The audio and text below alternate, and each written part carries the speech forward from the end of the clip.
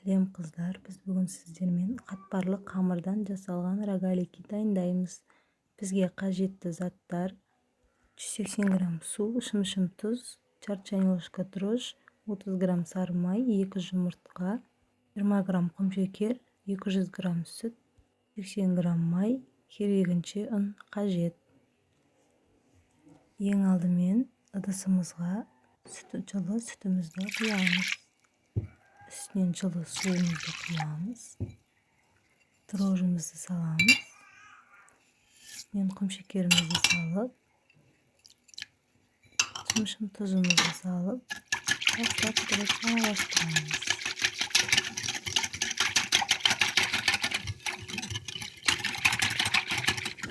Ondan soң üstінен бір жұмыртқамызды саламыз. Майымызды құйып, араластырамыз. Жұмсақ етіп қамыр илейміз. Ұнымызды салып, осындай жұмсақ болып шығу керек. Одан соң бетін жауып қойып, жылы жерге қойып қоямыз.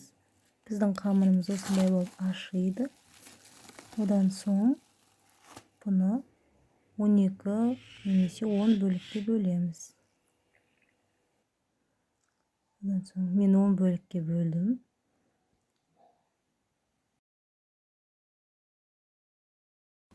Қамырымызды осылай дөңгелетіп жаямыз.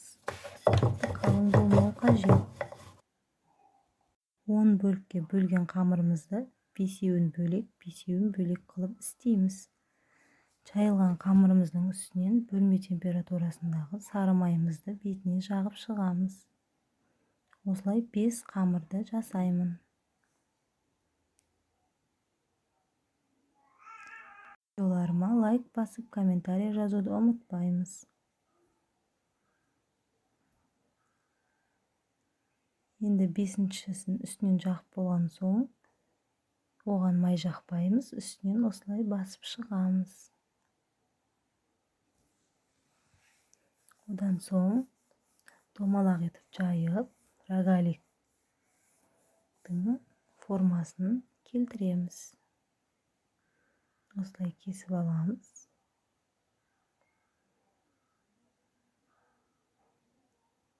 Арасына вареный сгущенкамызды салып, ораймыз.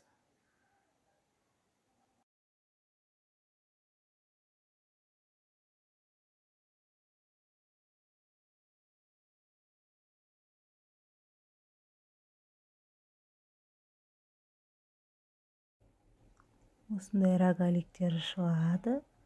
Енді біз пергамент қағазымызға қойып, бетінен жұмыртқамыздың сарысын жағып шығамыз. Қызып тұрған пеште 200 градуста 30 минут пісіріп аламыз. Бізде осындай рогалигіміз дайын болып шықты.